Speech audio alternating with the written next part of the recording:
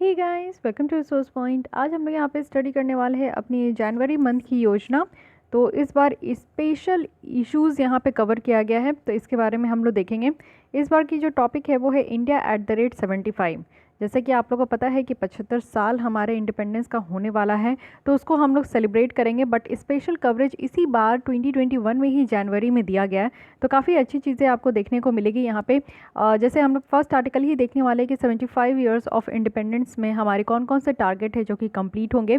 और साथ ही साथ यहाँ पे स्पेशल थैंक्स हमारे प्रेसिडेंट ऑफ इंडिया के द्वारा योजना मैगजीन को दिया गया है, जो कि एक बहुत बड़ी बात होती है। साथ ही यहाँ पे आप देख सकते हो मास्क अप इंडिया, यानी कि अभी भी आप लोग को मास्क पहननी चाहिए, क्योंकि अभी भी आप लोग देख रहे हो कि कोरोना वायरस जो है वो गया नहीं है, बल्कि new strain of corona virus देखने को मिल रहा है। सो प्लीज़ आप लोग भी अपना ख्याल रखिए। बहुत बार मैं बाहर जाती हूँ तो मुझे ये देखने को मिलता है कि लोग मास्क नहीं पहनते, सोशल डिस्टेंसिंग ये सारी चीज़ें फॉलो नहीं करते। बट आप लोग ऐसा मत कीजिए, क्योंकि आप लोग यहाँ पे एस्पिरेंट हो, आप लोग डेली न्यूज़पेपर पढ़ रहे हो, और मैं ये कंसीडर करके चलती हूँ कि आप लोग वन ऑफ द मतलब कि एक होता है ना कि अच्छे खासे आप लोग अवेयर्ड पर्सन हो। तो चलिए स्टार्ट करते हैं इसी के साथ। और इस बार की मैगज़ीन हम लोग देखते हैं। यहाँ पे देखिए स्पेशल थैंक्स कहा गया है हमारे प्रेसिडेंट ऑफ इंडिया के द्वारा, जो कि रामनाथ कोविंद जी हैं। और इनके द्वारा ये कहा गया है कि योजना मैगज़ीन जो है जब से ये पब्लिश हुई है, अब ये आपसे इंटरव्यू में पूछा जा सकता है कि आप अगर योजना मैगज़ीन पढ़ते हो तो ये पूछा जा सकता है कि कब ये पब्लिश हुई है। तो 1957 में हुई है, और इसको आज की डेट में 13 लैंग्वेजेस में पब्लिश की जाती है। तो हम लोग यहाँ पे इंग्लिश देख रहे हैं, हिंदी, पंजाबी, उर्दू, बहुत सारे लैंग्वेजेस में ये अवेलेबल होती है। जिस लैंग्वेज में आप यहाँ पे पढ़ना चाहते हो आपको मिल जाएगा। तो 13 लैंग्वेजेस में आज की डेट में यहाँ पे पब्लिश किया गया है।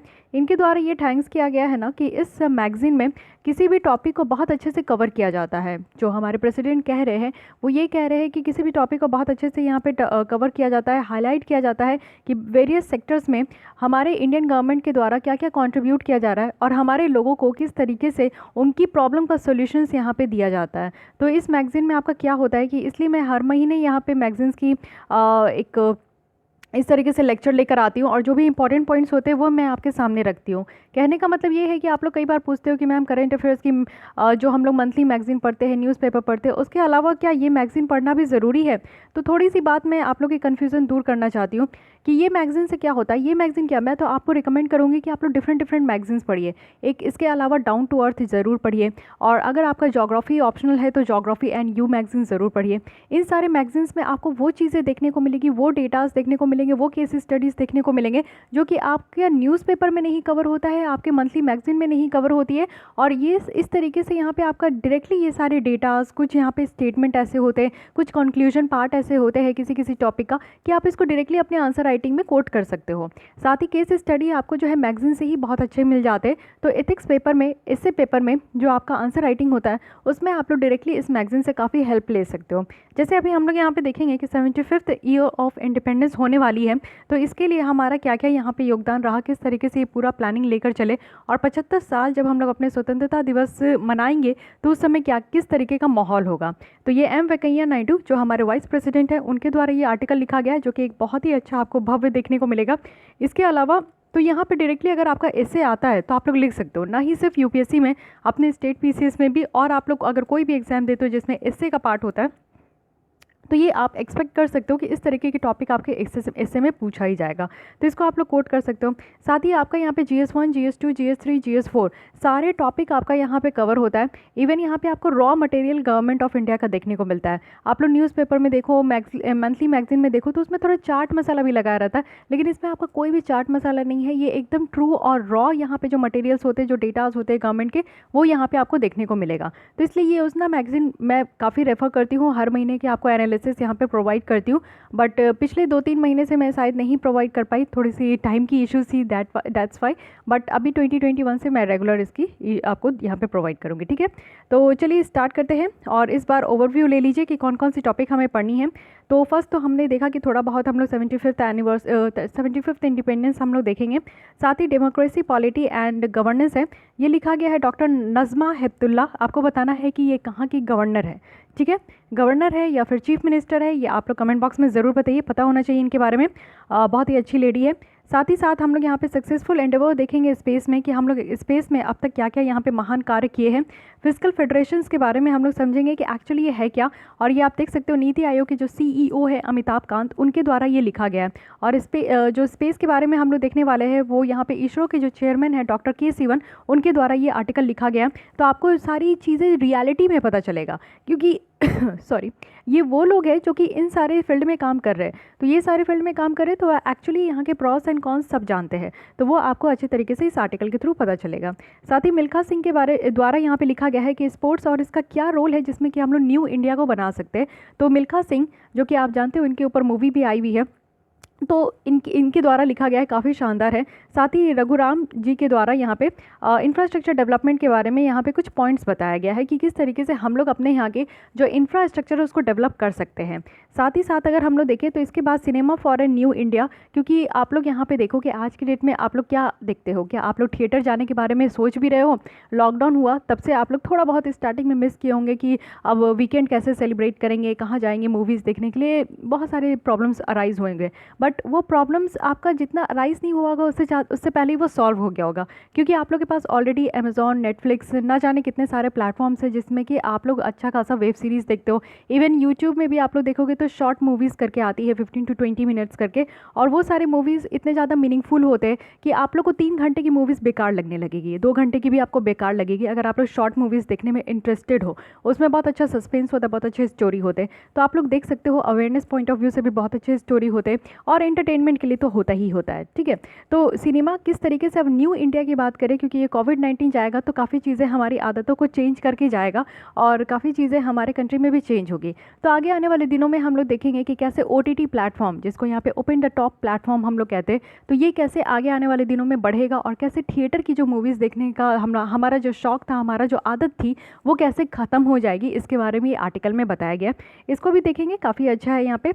उसके बाद एग्रीकल्चर के बारे में तो ज़रूर यहाँ पे पढ़ने वाले हैं, क्योंकि आप लोग देख रहे हो कि हमारे किसान भाई कितना ज़्यादा जद्दोजहद से वो लोग गुजर रहे हैं दिल्ली में, और आप लोग को ये बताना है कि कौन से 2 बॉर्डर है जहाँ पे वो लोग अपना वहाँ पे वो लोग जो है ना प्रोटेस्ट कर रहे हैं, कौन से ऐसे 2 बॉर्डर है ये आपको बताना है। फिर इंडियन आर्ट एंड कल्चर के बारे में देखेंगे कि थोड़ा बहुत यहाँ पे आपका दिया गया है, रॉ मटेरियल है, और मल्टीपल चॉइस क्वेश्चंस भी है, इसको भी हम लोग एट द एंड देखेंगे। ये इसका सेकंड पार्ट आएगा, तो उसमें मैं आपको कवर करा दूंगी कुछ मल्टीपल चॉइस क्वेश्चन है जितने सारे हम लोग पढ़े हैं, या फिर कुछ और भी ऐसे क्वेश्चन है जो कि इन सारे टॉपिक से बाहर हुए हैं, तो आपके प्रीलिम्स पॉइंट ऑफ व्यू से वो काफ़ी इंपॉर्टेंट है, तो उसको ज़रूर देखिएगा। उसके लिए मैं अलग से लेक्चर ले आऊँगी। ठीक है, चलिए स्टार्ट करते हैं हम लोग इंडिया @75। अब देखिए, योजना मैगजीन की जो लेसन होती है ना, वो थोड़ी लंबी होती है, 1-1 घंटे की आपकी 2 देखने को मिलेगी, क्योंकि पूरी मैगजीन कवर करनी है, और आप नंबर ऑफ पेजेस देख सकते हो, देयर इज़ 64। तो ये इतना इजी नहीं होता है कि मैं हाफ एन आवर में या 1 घंटे में पूरी मैगजीन कवर कर दूँ, ये नहीं हो पाता है। थोड़ा सा डेप्थ में समझने की ज़रूरत है। जब किसी भी चीज़ को पढ़ रहे हो तो अच्छे से पढ़िए, एक बार ऐसा पढ़ जाइए कि आप उसको डिफरेंट जगह पर इस्तेमाल कर सको, उस नॉलेज को आप लोग जो है ना अपना और वाइड कर सको। ठीक है, ऐसा मत पढ़िए कि बस पढ़ने के नाम से पढ़ रहे कि हाँ जनवरी मंथ का जो योजना है मैं पढ़ ली, ख़त्म हो गया। नहीं, ऐसा पढ़िए कि आपसे कभी भी कोई भी पूछे तो आपको याद हो, इवन टाइटल याद हो, इवन उसके अंदर जितने भी आप आर्टिकल पढ़ रहे हो वो याद हो, इस तरीके से पढ़िए। तो आइए स्टार्ट करते हैं। हमारा भारत जो कि 75th इंडिपेंडेंस हम लोग यहाँ पे सेलिब्रेट करेंगे। इंडिया जिसमें कि आप देखोगे कि 1.3 बिलियन सिटीजन से भी ज़्यादा लोग यहाँ पे रहते हैं, उनकी एस्पिरेशन है, उनकी होप है और उनका ड्रीम है, तो उनको यहाँ पे अपॉर्चुनिटी प्रोवाइड करना। और अपॉर्चुनिटी कैसे प्रोवाइड किया जाता है, तो सरकार के द्वारा पॉलिसी इनिशिएटिव लाकर, पॉलिसी बनाकर, प्लानिंग करके, अच्छे तरीके से जो पॉलिसी लाया गया है उसको इफेक्टिव तरीके से इम्प्लीमेंट करके, तभी हम लोग जो है अच्छा एक न्यू इंडिया का डेवलपमेंट एक बिल्डअप कर सकते हैं। और ये ट्रांसफॉर्मेशन में आप देखोगे कि कौन कौन से स्कीम है जो कि बहुत ज़्यादा इंपॉर्टेंट रोल प्ले करेंगे। तो सबसे पहले जो कोविड-19 के दौरान हमारे प्राइम मिनिस्टर मोदी जी के द्वारा यहाँ पे लाया गया है आत्मनिर्भर भारत। इट मीन्स कि हमें सेल्फ रिलायंट होना है, हमें अपने सामानों के लिए लोकल फॉर वोकल्स होनी है, वोकल्स फॉर लोकल्स होनी है। और साथ ही साथ हमें जो इम्पोर्ट हम लोग जितने भी सामान को इम्पोर्ट कराते हैं, जितने भी चीज़ों को हम लोग बाहर के कंट्री से ख़रीदनी है, अब ज़्यादा से ज़्यादा ध्यान देना है कि उन सारे सामानों को हम लोग अपने कंट्री में ही बनाएं, मैन्युफैक्चर करें। साथ ही सबका साथ सबका विकास, ऐसा नहीं है कि हमारे कंट्री में कोई भी एक तख्ता छूट जाए, कोई भी एक सेक्शन छूट जाए। अगर विकास चाहिए, डेवलपमेंट चाहिए, तो वो इक्वालिटी होना चाहिए, whether it is gender equality. और साथ ही साथ यहाँ पे जो है हमारा हर एक वीकर सेक्शन हो और कोई भी सेक्शन हो, सबकी डेवलपमेंट एक साथ होनी चाहिए। सबका विकास भी होगा। डिजिटल इंडिया है, जैसे कि आज भी आप लोग, अभी भी आप लोग डिजिटल इंडिया का ही इस्तेमाल कर रहे हो। मेरी जो लेसन आप लोग देख रहे हो वो डिजिटल इंडिया का ही पार्ट है। अगर ये डिजिटल इंडिया नहीं होता, इंटरनेट नहीं होते, तो शायद आप हमारे से कनेक्ट नहीं हो पाते, मैं आप लोग से कनेक्ट नहीं हो पाती। तो डिजिटल इंडिया का बहुत ज़्यादा ज़रूरी है। घर बैठे आप लोग जो है शॉपिंग कर पाते हो, घर बैठे खाना मंगवा पाते हो, घर बैठे जो भी आपको डिज़ाइंस कस्टमाइज चीज़ें चाहिए आप लोग ऑर्डर कर देते हो। तो ये कैसे हो पा रहा है? क्योंकि डिजिटल इंडिया है आज की डेट में। साथ ही डिजिटल इंडिया ऐसे ही नहीं चलेगा जब तक हमारे पास स्किल नहीं होगी। स्किल है तभी तो आप ये मोबाइल सब ऑपरेट कर पा रहे हो। डिफरेंस देखिएगा, आज के अगर बच्चे जन्म लेते हैं ना, तो 2 से 3 साल में आप देखोगे कि वो पूरा ऑपरेट करना समझ जाते हैं, कैसे फ़ोटोज़ लेने हैं, कैसे कौन ऐप में जाना है, कैसे यूट्यूब ऑपरेट करना है, कैसे कार्टून्स देखने हैं, तो वो बच्चे पूरा समझ जाते हैं। लेकिन वही चीज़ आप अपने पापा मम्मी को समझा लीजिए, दादा नानी तो बहुत दूर की बात है, पापा मम्मी को समझा लीजिए, उनको बहुत टाइम लगेगा समझने में। वो समझ तो जाएंगे लेकिन थोड़ा टाइम लेंगे कि हाँ फ़ोटो कैसे क्लिक करना है, फंक्शंस उनको समझने में टाइम लगता है, शॉपिंग करने में टाइम लगती है, तो ये उनको टाइम लगता है, ठीक है, लेकिन बच्चों को टाइम नहीं लगता। तो ये क्या होता है ना कि स्किल इंडिया है, यानी कि आज के डेट में आप देखो कि स्किल तो है उनके पास, लेकिन मम्मी पापा के पास स्किल तो है, लेकिन ये डिजिटल वर्ल्ड को चलाने के लिए उनके पास स्किल नहीं है। लेकिन हमारे बच्चे कैसे सीखते हैं? क्योंकि हमें ये पता है, हमारे बच्चे हमारे साथ रहते हैं, वो देखते हैं कि हम कैसे ऑपरेट करें, उनके मम्मी पापा कैसे ऑपरेट करें, तो वो उनके अंदर ये स्किल्स जो है अपने आप ऑटोमेटिक ये डेवलप हो जाता है, ठीक है। तो स्किल इंडिया होनी चाहिए, तभी यहाँ पर डिजिटल इंडिया आगे बढ़ेगा। तो ये सारे कुछ ऐसे स्कीम है, और भी बहुत सारे स्कीम है जिसके तहत जो है हम लोग अपने इंडिया को एक न्यू इंडिया बनाएंगे। साथ ही हमारे इंडिपेंडेंस एक तरीके का रिजल्ट है, किसके द्वारा? ये है फ्रीडम फाइटर। अगर हमारे कंट्री में फ्रीडम फाइटर नहीं होते, हमारे कंट्री में महात्मा गांधी, बाबा साहेब भीमराव अंबेडकर, सरदार पटेल और बहुत सारे ऐसे व्यक्ति हैं जिनके वजह से आज हम लोग जो है इतने आराम से अपने देश में जो है जी रहे हैं, हमारे अपने देश में अपने हक का इस्तेमाल कर पा रहे हैं, अपने देश में जो है अपने गौरव से हम अपना देश कह पाते हैं, अपने आप को इंडियन कह पाते हैं। ये इसलिए है क्योंकि हमारे कंट्री में ऐसे कुछ महान व्यक्ति थे जिन्होंने हमें, हमारे भारत को, उन्होंने स्वतंत्रता प्राप्त करवाई। साथ ही ये जो इश्यूज़ है, कुछ इश्यूज़ है जो कि आप देखोगे यहाँ पे, तो 75 ईयर से कुछ इश्यूज़ चलते आ रहे हैं, उसे भी हम लोग को कहीं ना कहीं इसे ओवरकम करने की ज़रूरत है।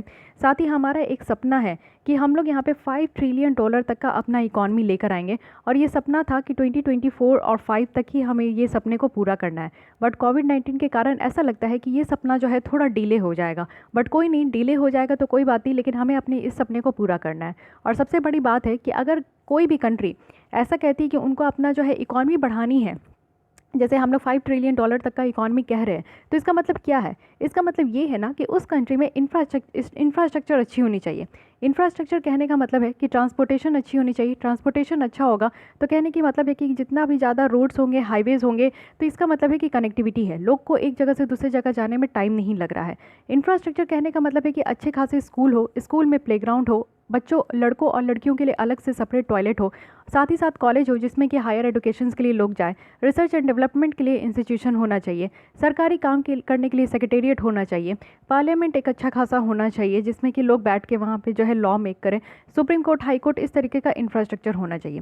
तो जब तक कंट्री में सही तरीके के इंफ्रास्ट्रक्चर नहीं होंगे, तब उस कंट्री को डेवलप हो पाने में बहुत ज़्यादा टाइम लग सकता है, उनकी इकॉनमी इतने सही तरीके से और इतने आसान तरीके से इंक्रीज़ नहीं हो पाएगी। तो इसलिए हमारा ये सपना है, देखते हैं इस सपने को हम लोग कब तक अचीव कर पाते हैं। साथ ही यहाँ पे कहा जा रहा है कि बहुत ज़्यादा मेहनत करने की ज़रूरत है, बहुत ज़्यादा यहाँ पे इश्यूज़ को यहाँ पे समझने की ज़रूरत है कि किस तरीके से ये सारे इश्यूज़ जो है ओवरकम हो पाएंगे।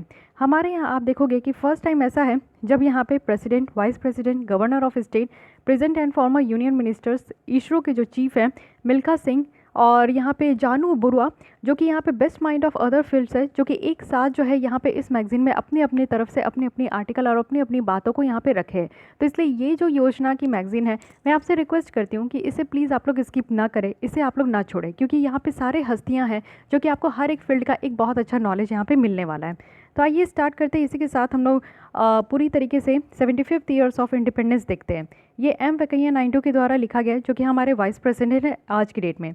इनके द्वारा ये कहा जा रहा है कि हमारे इंडिया में अब एक टाइम आ गया है जिसमें कि मेजर ट्रांसफॉर्मेशंस हम लोग देखने वाले हैं, और इस मेजर ट्रांसफॉर्मेशंस में हमारा एक एम है कि हम अपने इकोसिस्टम को ऐसे बनाएं जिसमें कि सारे लोग अपने पोटेंशियल्स को जो है वो अपने पोटेंशियल्स को समझें और उसके ऊपर काम करें, और अपने मीनिंगफुल लाइफ के लिए जो है ना वो अपने सपनों को पूरा फुलफ़िल करें।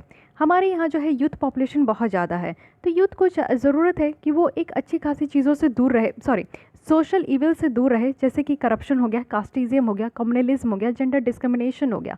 ये सारी चीज़ें हमारे कंट्री में एग्जिस्ट करती है, चलते आ रही है, लेकिन ज़रूरत नहीं है कि जो हमारे यूथ है ना वो भी इन सारी चीज़ों को अडॉप्ट करे और आगे बढ़े। नहीं, करप्शन से आप पीछे हटिए। कल को आप एडमिनिस्ट्रेटर बनिएगा तो आप ये सारी चीज़ों को ठान के रखिए कि जो इतने सारे घोटाले होते हैं, इतने सारे स्कैम होते हैं, उसमें एडमिनिस्ट्रेटर भी इन्वॉल्व होते हैं।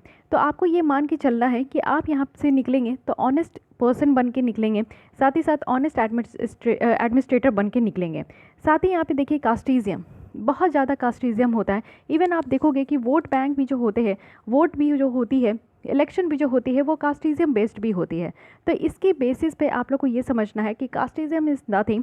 आपको एक अच्छा ह्यूमन बींग बनना है और अच्छे ह्यूमन बींग का साथ देना है यहाँ पे।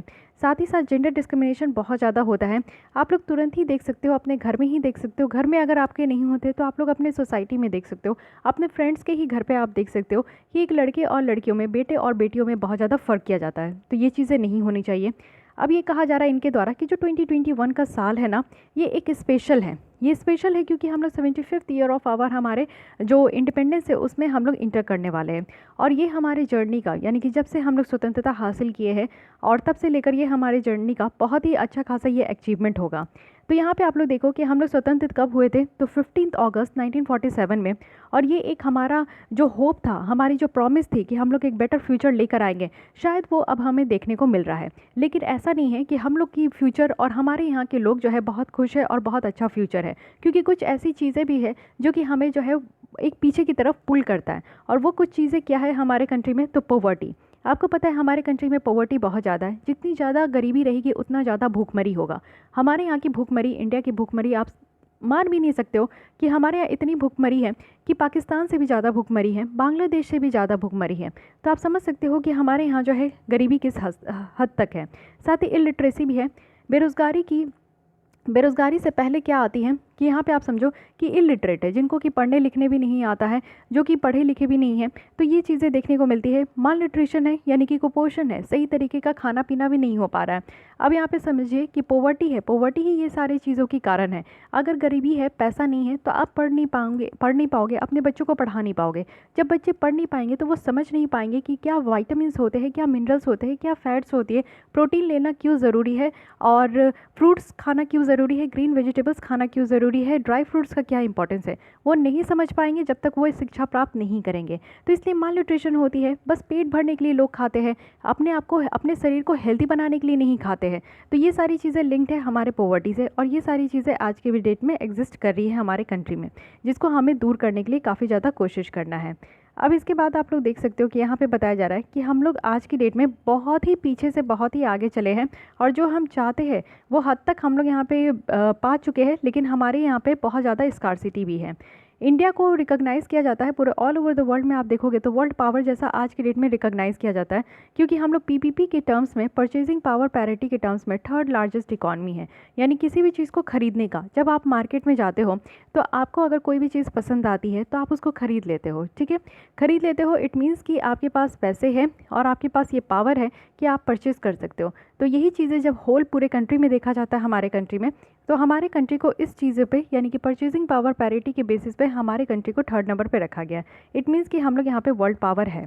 साथ ही साथ आप लोग यहाँ पे देखो कि ये भी चीज़ें बताई जा रही हैं कि कुछ लीडरशिप्स है जिनका ग्रेट सोल हमें देखने को मिला हमारे कंट्री में। महात्मा गांधी जैसे, सरदार पटेल, नेताजी बोस, वीर सावरकर हमारे फ्रीडम स्ट्रगल रहे, जिन्होंने बहुत ही ज़्यादा मशक्क़त की, जिन्होंने बहुत ही ज़्यादा लड़ा, जिसके कारण आज की डेट में हमारा इंडिया जो है इंडिपेंडेंस हुआ है। मीडियम एज ऑफ देखोगे आप तो 30 से कम जो है ना, यहाँ पे आपको इंडिया में बहुत सारे यूथ देखने को मिलेंगे।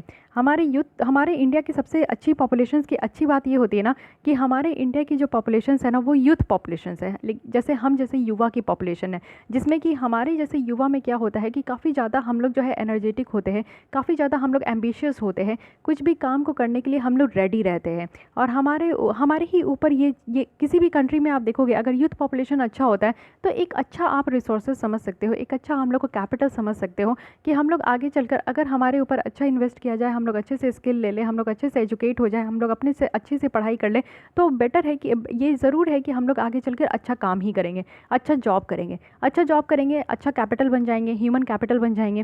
तो ह्यूमन कैपिटल बनने के बाद हम लोग अपने कंट्री में ज़रूर कंट्रीब्यूट करेंगे, उससे हमारे कंट्री का ज़रूर जो है अच्छा खासा यहाँ पे एक डेवलपमेंट होगा।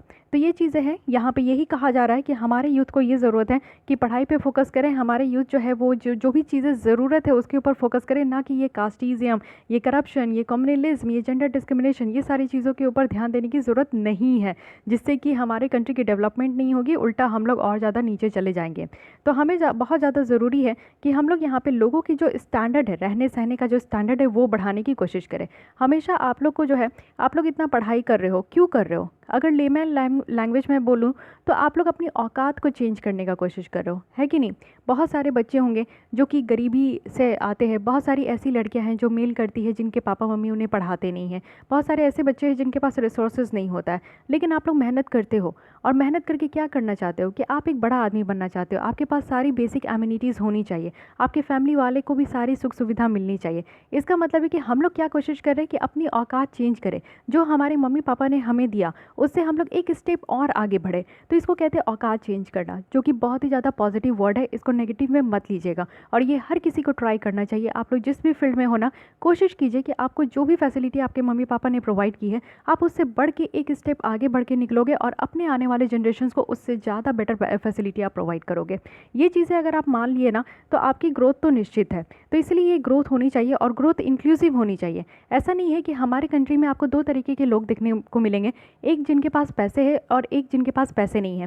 तो जिनके पास पैसे है, मे भी ऐसा हो सकता है कि वो अच्छे से उस पैसे का यूटिलाइज़ करें तो बहुत अच्छी जगह पहुंच जाते हैं, लेकिन जिनके पास पैसे नहीं है, रिसोर्सेज नहीं है, तो वो कहीं ना कहीं पीछे रह जाते हैं। तो ऐसा नहीं होना है, जिनके पास पैसे नहीं है, रिसोर्सेज नहीं है, उनको कोई और फैसिलिटी देना चाहिए। तो उस और फैसिलिटी देकर जो है हमें पूरी तरीके से इंक्लूसिव ग्रोथ के ऊपर ध्यान देने की ज़रूरत है। हमारी जो डेवलपमेंट मॉडल है ना, उसको बैलेंस्ड होना चाहिए, ये चीज़ें यहाँ पे कही जा रही है। और बैलेंस्ड होना चाहिए यानी कि आप लोग को पता है कि हमारे कंट्री में डाइवर्स है। डाइवर्स मीन्स आप लोग देख सकते हो कि हमारे यहाँ जो है डिफरेंट तरीके के लोग हैं। बहुत रिच पीपल भी आपको हमारे इंडिया में देखने को मिलेंगे, और बहुत आप लोग गरीब पीपल भी हमारे यहाँ ही देखने को मिलेंगे। तो ये एक बैलेंस लेकर चलने की ज़रूरत है। हर एक डिफरेंट कम्युनिटीज़ है, डिफरेंट आपको रिलीजन देखने को मिलेगा, डिफरेंट लैंग्वेज बोलने वाले लोग हैं। तो कैसे हम इनके बीच में जो है एक अच्छा खासा डेवलपमेंट ला सकते हैं, और वो भी इक्वालिटी के साथ। तो ये इक्वली इंपॉर्टेंट है कि कैसे पीपल्स का पार्टिसिपेशन होना चाहिए। अब वन वे तो नहीं हो सकता, सरकार हमारे लिए इतने सारे स्कीम्स लेकर आती है, तो हम क्या स्कीम्स के भरोसे बैठे रहे? तो वैसे भी नहीं हो सकता। हमें क्या करने की ज़रूरत है कि हमें भी मेहनत करने की ज़रूरत है, लोगों की भी पार्टिसिपेशन की उतनी ही ज़्यादा आवश्यकता है जितना सरकार हमारे बारे में सोच रही है। तो इसलिए यहाँ पे इक्वल तरीके से डेवलपमेंट होना चाहिए। जैसे आप देखो कि स्वच्छ भारत मिशन, यानी कि हमारी कंट्री इतनी गंदगी थी कि फॉरेनर्स आते थे, तो फॉरेनर्स का समटाइम्स ये भी कहना था कि अगर आप लोग को देखना है कि ओपन में डेफिकेट कैसे करते हैं, तो इंडिया चले जाओ। इंडिया में भी आप नॉर्थ रीजन में आप चले जाओ, वहाँ पे बिहार, झारखंड, ये सारे रीजन में आप चले जाओ, तो वहाँ पे आपको ओपन डेफिकेट करते हुए देखने को मिलेंगे कि लोग कैसे ओपन डेफिकेट करते हैं, खुले में शौच कैसे करते हैं। ये नज़ारा जो है ना, वो इंडिया में ही देखने को मिलता है। तो आप समझ सकते हैं कि किस लेवल की बेइज्जती हमारी फॉरेन कंट्री में की जाती है, फॉरेनर्स के द्वारा की जाती है। लेकिन यही चीज़ें हैं जिसको हम लोग को रोकना है, और ये हमें जो है अपनी कंट्री को क्लीन बनाना है। हम अपनी कंट्री को क्लीन दो तरीके से बना सकते हैं। एक तो अपनी बिहेवियर को चेंज करके, जो ओपन में डेफिकेट करने का आदत है उसको हम लोग चेंज कर सकते हैं। और दूसरी चीज़ है ना कि हम लोग क्या करते हैं कि खाते हैं, कुछ भी खा रहे हैं, कुरकुरे खा रहे हैं या फिर बनाना खा रहे हैं, और उसके छिलके ऐसे ही फेंक दिए, और कुरकुरे खा रहे हैं तो उसके रैपर ऐसे ही फेंक दिए। पार्क में है तो वहीं फेंक दिए, बीचेस में है तो वहीं फेंक दिए, रोड पे चल रहे तो वहीं फेंक दिए, इवन गाड़ी में भी है और खा रहे हैं तो खिड़की से बाहर फेंक दिए, वो रोड पे ही बिछ रहा है। तो ये काम हम लोग करते हैं। हमें अपने बिहेवियर को चेंज करने की ज़रूरत है। ये छोटी छोटी चीज़ है जो आप लोग कभी भी ऐसा बहुत कम होता है कि लोग इन सारी चीज़ों पे ध्यान देते हैं, लेकिन ध्यान देने की ज़रूरत है, क्योंकि सरकार यहाँ पे कोशिश करी है स्वच्छ भारत मिशन लाने का। तो सरकार आपके घर का कचरा तो साफ़ नहीं करेगी ना, कान में आकर तो आपको नहीं बताएगी ना कि आपको ऐसे करना है, आपको ऐसे करना है। आपको खुद से भी समझना चाहिए। जब सरकार इस तरीके से कोशिश कर रही है तो हमें क्यों नहीं कोशिश करना चाहिए? हम अपने घर को, अपने इन्वायरमेंट को खुद क्लीन कर सकते हैं, अपनी सोसाइटी को खुद क्लीन कर सकते हैं। ठीक है, तो ये सारी चीज़ें आप समझिए, इसी में कहते हैं पीपल पार्टिसिपेशन। आपको भी पार्टिसिपेट करना होगा। आप लोग जो भी खाते हो उसको आइए घर में या फिर रोड पे, पार्क में, सब जगह आपको डस्टबिन देखने को मिलता है, लेकिन नहीं, लोगों को डस्टबिन नहीं यूज़ करना है। एकदम कंफर्ट जोन में रहते हैं, जहाँ खाए वहीं फेंक दिए। तो ये काम नहीं करना है। ठीक है, पार्टिसिपेशन इक्वली इंपॉर्टेंट है, तभी हमारी जो यहाँ पे सपने हैं, हमारे जो होप्स है इंडिया के लिए, वो पूरा होगा। बताया जा रहा है जैसे कोविड-19 का चैलेंज आज के डेट में आप देख रहे हो, तो कोविड-19 के कारण कई बार ये कहा गया कि हमें मास्क लगाना है, हमें सोशल डिस्टेंसिंग मेंटेन करनी है और ना जाने क्या-क्या हैंड वॉश करना है, सैनिटाइज़र यूज़ करना है, बहुत सारी चीज़ें। लेकिन आप लोग ये बताइए सच्ची-सच्ची कि आप लोग कितने लोग हैं जो कि मास्क लगाते हो? अगर ऑफ़िस भी जाते हो, बैंक भी जाते हो, कहीं भी जाते हो तो कितना आप लोग मास्क लगाते हो? सेकंड थिंग कि कितने के लोग के पर्स में, पॉकेट में सैनिटाइज़र होता है आज के डेट में? वो शुरू में होता होगा, लेकिन आज की भी डेट में कितने लोग हैं जो कि सैनिटाइज़र और मास्क प्रॉपर्ली ये लेकर बाहर जाते हैं? प्लीज़ मुझे कमेंट बॉक्स में यस लिखिएगा। अगर आज की भी डेट में आप लोग कर रहे हो, यानी कि आप समझिए कि कल को आप लोग एक अच्छे इंसान बन गए हो। आईएएस आईपीएस बनना is not a big deal, not a big deal, कुछ भी बनना not a big deal, but big deal क्या होती है कि आप खुद को एक बेटर इंसान बनो। बेटर इंसान क्या होता है? आपकी बिहेवियर अच्छी होनी चाहिए, behaviour up to the mark होनी चाहिए। क्या आपको लगता है कि इस तरीके से आप लोग जो है बिना मास्क के बाहर निकल जाते हो, सैनिटाइज़र यूज़ नहीं करते हो, किसी भी चीज़ को टच कर देते हो, तो क्या होगा? आपके अंदर वो वायरस जाएगा और आप घर में आके सारे सामान को, सारी चीज़ों को टच करते हो, तो अपने घर में रहने वाले लोगों के लिए भी आप खतरा बन के आ रहे हो। तो ह्यूमन बीइंग बन के आइए ना, खतरा बनने की ज़रूरत नहीं है।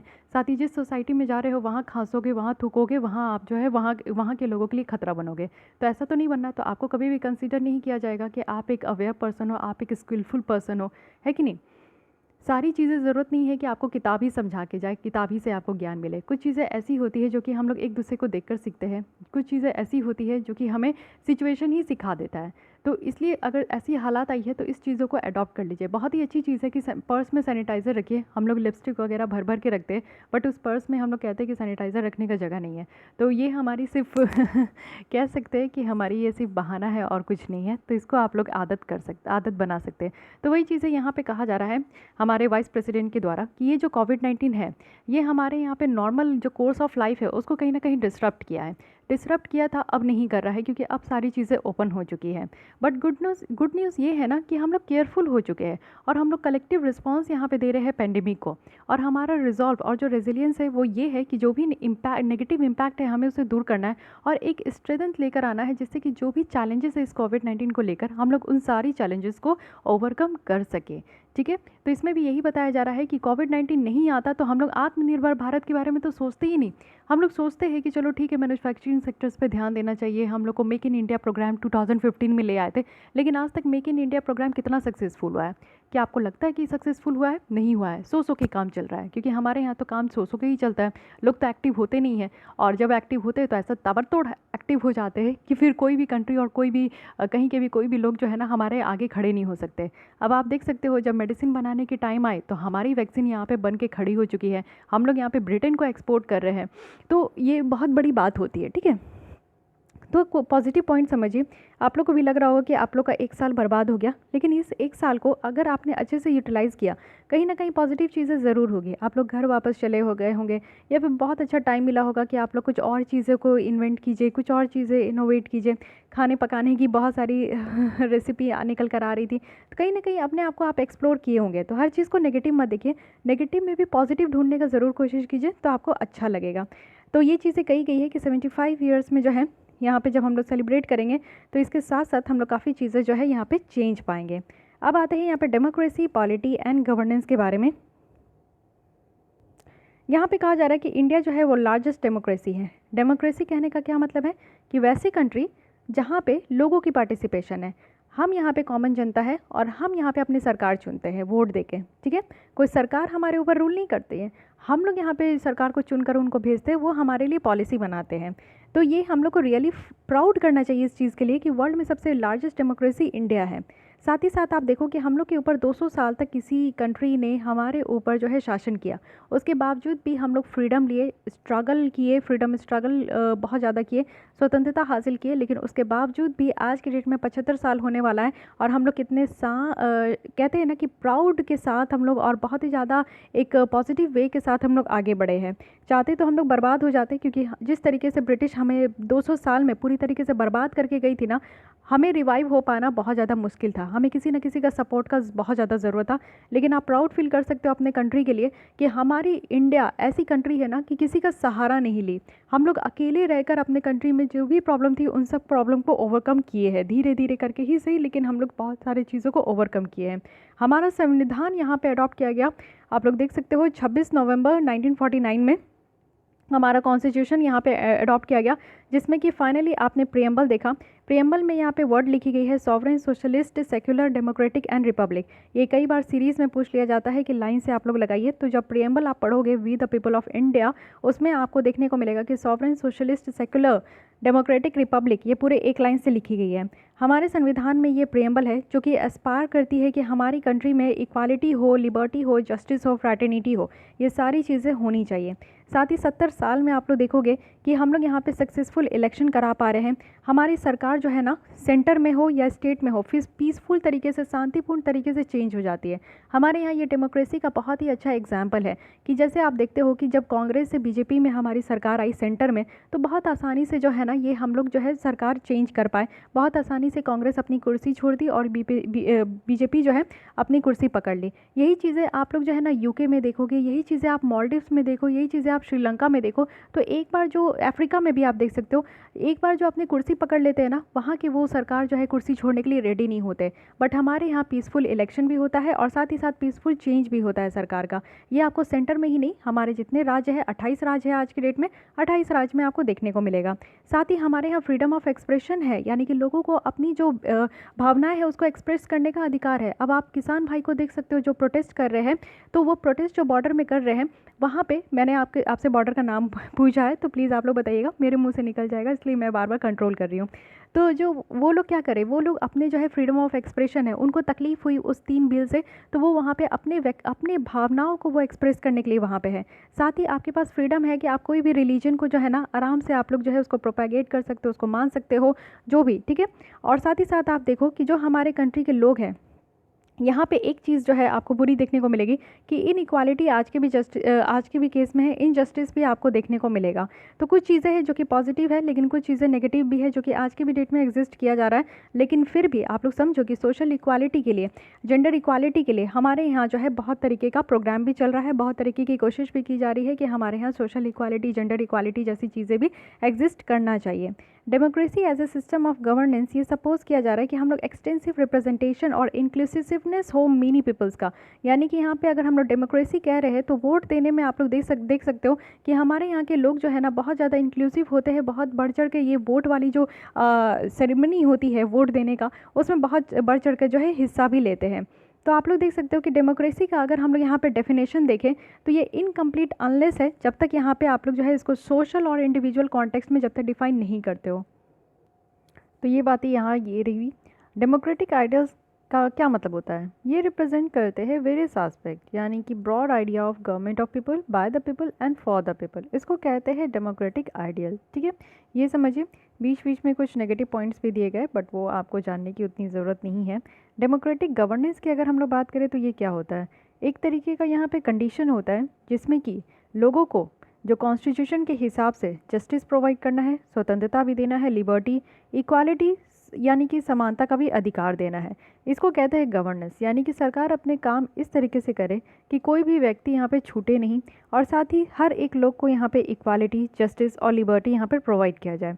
लेकिन जो बिगेस्ट थ्रेट और जो आप लोग चैलेंज देखते हो हमारे डेमोक्रेसी में, जो आज की डेट में हमारी इंडिया फेस करी है, वो है करप्शन। ये भ्रष्टाचार एक ऐसी चीज़ है ना जो कि हमारे जो इमेज है वो बर्बाद कर देती है, हमारा जो डेवलपमेंट है उसको रोक देती है, जो लोगों को सही तरीके से जो लोगों को लाभ मिलना चाहिए वो नहीं मिल पा रहा है। ये भ्रष्टाचार ही एक ऐसी चीज़ है जो कि नीडी पीपल्स जो है ना वो अवेल नहीं कर पाते हैं, जो सरकारों के द्वारा नियम बनाई जाती है वो यहाँ पे जो है वो अवेल नहीं कर पाते हैं। वो लोग इस सारे कैटेगरी में आते हैं जिनको सरकार की इन सारे स्कीम्स की ज़रूरत भी नहीं होती है, इन सारे बेनिफिशरीज़ की ज़रूरत भी नहीं होती है। लेकिन फिर भी करप्शन अगर हम लोग पब्लिक लाइफ में देखें तो एक मेजर कॉज ऑफ कंसर्न है आज की डेट में भी। करप्शन आप देखोगे तो ये आज की भी डेट में एग्जिस्ट कर रहा है, और 3 लेवल में, पॉलिटिकल, ब्यूरोक्रेटिक और कॉर्पोरेट सेक्टर, ये 3 सेक्टर में आपको जो है करप्शन देखने को मिलेगा ही मिलेगा। अगर हम लोग इस करप्शन के अलावा कुछ देखें तो दूसरी चीज़ होती है क्रिमिनलाइजेशन, वो भी पॉलिटिशियन में। आज की डेट में आप देखोगे कि जो संविधान में हमारे जो लिखे गए थे कि किस तरीके से पॉलिटिशियन होनी चाहिए, लेकिन आज की डेट में जो आप संसद में देखोगे जो बैठे हैं पॉलिटिशियन, उनके ऊपर हीनियस क्राइम लगा हुआ है, हीनियस क्राइम का चार्जेस है। कोई रेप करके आया है, तो कोई बहुत तरीके के डोमेस्टिक वायलेंस करके आया है, कोई मर्डर करके आया है, कोई किसी को क्या करके आया, नोबडी, सब कोई जानते हैं ये चीज़। ऐसा नहीं है कि नोबडी नोज, किसी के तो छुप भी जाते हैं, लेकिन बहुत सारे ऐसे पॉलिटिशियन हैं जिनकी करतूत हमें पता होती है, लेकिन फिर भी वो वहाँ पे संसद में जाके बैठे हमारे लिए नियम बनाने के लिए। वो खुद की नियम तो फॉलो नहीं करते हैं, लेकिन जो लॉ ब्रेकर्स है वही लॉ मेकर्स आज के डेट में बन रहे हैं। तो क्रिमिनलाइजेशन इन पॉलिटिक्स जो है ये दूसरी चीज़ है जो कि हमारे डेमोक्रेसी को खतरे में डाल रही है, और जो कि एक बहुत बड़ी चुनौती भी है कि इसको हम लोग जो है ना सही कर सके। क्रिमिनलाइजेशन ऑफ पॉलिटिक्स जो है ये टोटली अपोजिट है, क्या हमारी डेमोक्रेटिक वैल्यूज़ है इसके पूरी अपोजिट आपको देखने को मिलेगी। गवर्नेंस का अगर इंडिया में आप क्राइसिस देखोगे ना तो ये बहुत ही फ्रिक्वेंटली देखने को मिलता है, यानी कि ये एक तरीके का कॉन्सिक्वेंसेस है कि कैसे डेमोक्रेटिक इंस्टीट्यूशंस ब्रेक डाउन हो रहा है, और कैसे यहाँ पे जो है ना नेक्सस निकल कर आ रहे हैं इनएफिशिएंट का, करप्ट सिविल सर्वेंट का और वोट हंग्री पॉलिटिशियन का। यानी कि वोट के लिए जो भूखे पॉलिटिशियंस है उनकी यहाँ पे कैसी चीज़ें निकल कर आ रही है। जो सिविल सर्वेंट आज की डेट में इतना मेहनत करके जाते हैं उस पोस्ट में, वहाँ जाकर वो भी करप्ट बन जाते हैं, तो और साथ ही साथ इनएफिशिएंट भी बन जाते हैं। अगर हमारे देश को कोई बहुत आगे तक लेकर जा सकता है तो वो एक सच्चा सिविल सर्वेंट ही लेकर जा सकता है, लेकिन वो भी आपको बहुत कम देखने को मिलेगा।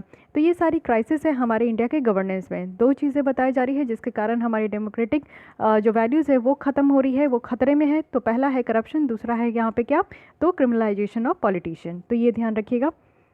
Democracy as a system of governance is supposed to allow extensive representation and inclusiveness of as many people views as possible to feed into the functioning of a fair and just society। तो ये democracy की definition है जिसको कि आप लोग लिख सकते हो। आपकी एथिक्स 4 में ये आपका सब्जेक्ट है जिसमें कि आप लोग आराम से इस चीज़ को वहाँ पे भी कोट कर सकते हो। तो ऐसे आप लोग इस्तेमाल कर सकते हो जब भी आप लोग योजना पढ़ते हो, तो इस तरीके से योजना की जो यहाँ पे सेंटेंस है तो वो भी आप लोग जो है ना डायरेक्टली कोट कर सकते हो। ठीक है, अब आते हैं हम लोग अगेन नेक्स्ट, जो कि यहाँ पे सुरेश प्रभु के द्वारा लिखा गया है, industry at the rate of 75।